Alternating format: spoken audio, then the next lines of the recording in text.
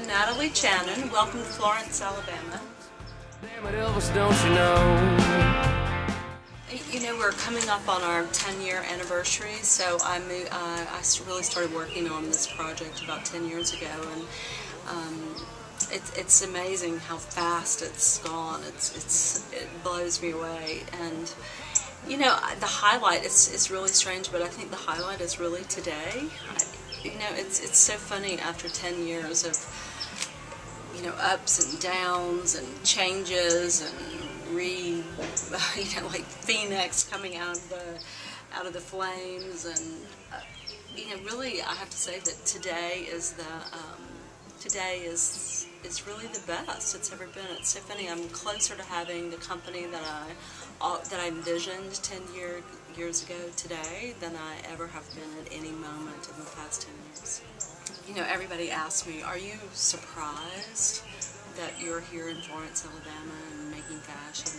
And I mean, I have to say, aren't you surprised? Like, aren't most people in the fashion industry surprised that this tiny little brand came up in Florence, Alabama, that we've, you know, been here for 10 years. I mean, one time a friend of mine called from Paris, and he'd been through all the shops in Paris, and he said from skateboard shops, you know, to the really fancy shopping streets and everywhere in between. And he said, Natalie, in every single store there's some sort of reference to the work that you're doing in Alabama. He said, doesn't that make you angry? And I was like, angry? How can that make me angry? You know, it makes me really proud.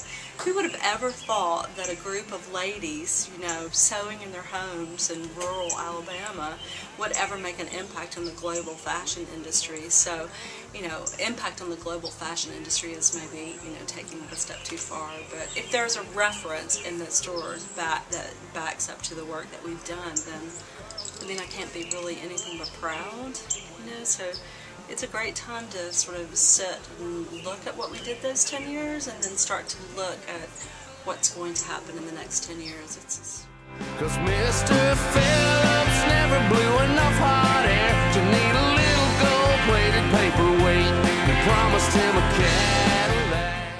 You know, a lot of people today are talking about the rebranding of America, and there's a lot of really great designers and graphic designers like yourself who really are addressing this theme, and I really do think that's what's so cool about what you're doing, is that you're really looking at that right now. And I mean, it's a very complex theme because, you know, right now in the greater world, America has over the past few years had a really bad image, and you know, so when you talk about the rebranding of a country, like, this is a very heavy topic in a way. But there's a lot of people who are embracing it in a very light way, which I think is really beautiful.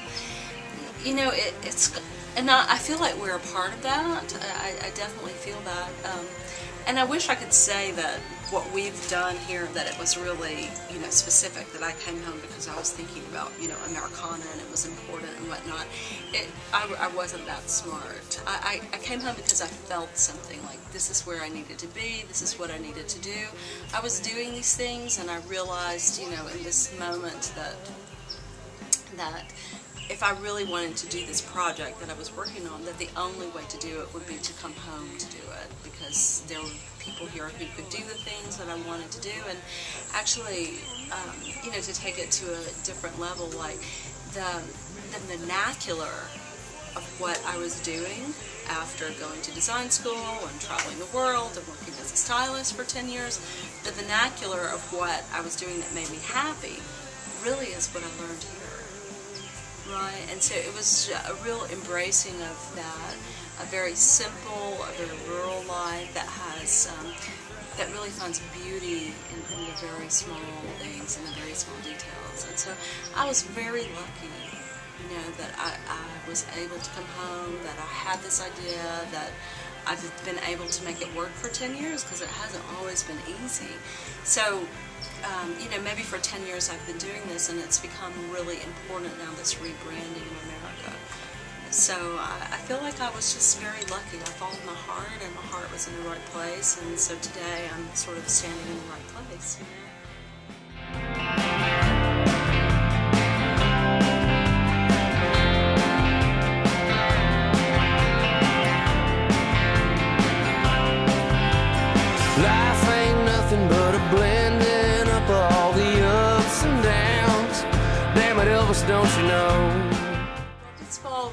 February marks the celebration of 10 years, and so quite about a year ago I started talking with some friends of mine about you know, where I wanted the company to go, and so we came up with this an idea of rebranding the company, because it's never really been done since exactly 10 years ago. So I thought that would be a really nice way to celebrate 10 years. So I'm working with a group from Los Angeles called Commune Design.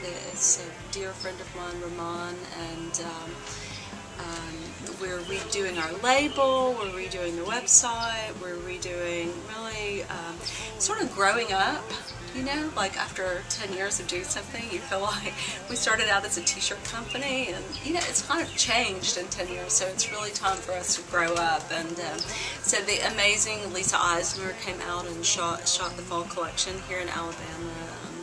You know, I've been a fan of her since that book Rodeo Girls came out. I love her images, and I love how she finds beauty in really very simple things and makes them very elaborate. So it was wonderful to have him here, and that's going to be launching in September, so it's very exciting.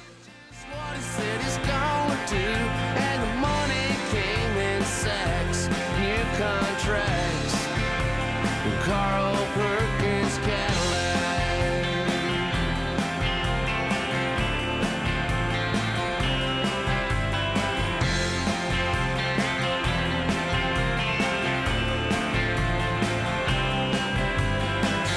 I got friends in Nashville, or at least they're folks I know.